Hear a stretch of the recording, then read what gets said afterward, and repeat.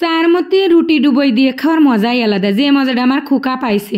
আসসালামু আলাইকুম রহমতুল্লাহ। টুক করে চলে আসলাম নাস্তা খাতি এসে আধা ঘন্টা বসে থাকার পরে দিয়ে গেল গাছিক তরি তরকারি আর ওই ঝাল ভর্তা।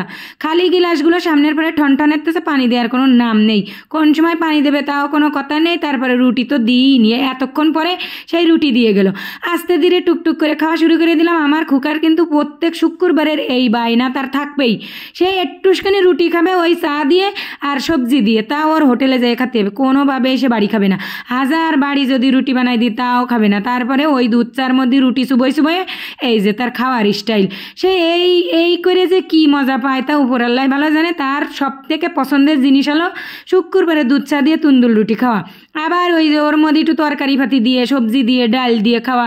শুধু যে চা দিয়ে খায় তা কিন্তু না, দুটো রুটি খায়, তাই একটা খায় চা দিয়ে আর একটা খায় ওই তরকারি তা দিয়ে। খাওয়ার স্টাইলটা দেখো কি কি ডং ডং করে যে সে খাতি পারে জীবনে, তার একেবারে খাওয়া দেখতে দেখতে আমি পাগল হয়ে গেলাম। দুই একজন এসে কবে বাচ্চারা খাতি লাগলে ওরকম ক্ষতি হয় না।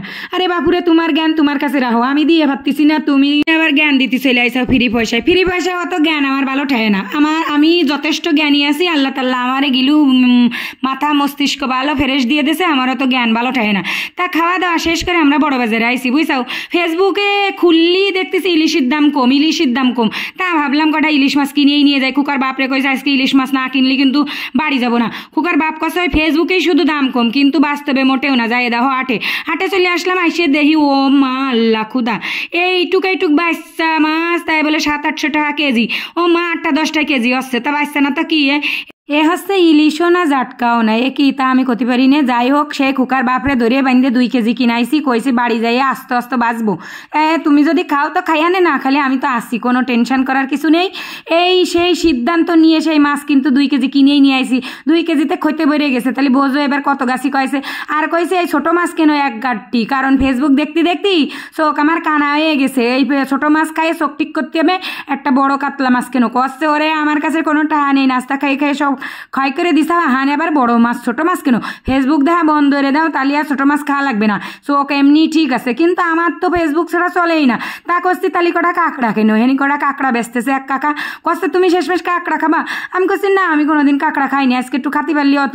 আবার দেখলাম বড় একটা আইসক্রিম নিয়ে যাচ্ছে, মানে বরফ এডে কয়েকদিন আগে রিলস ভিডিও দিলাম, তা কেউ বুঝতে পারিনি এটা কি। এটা কিন্তু বরফ কলে সেই মেশিন, ওহনি বরফ বানায়, বড় ওই যে বরফ মাছে দেয়, সেই হচ্ছে বরফ ওহনি বানায়।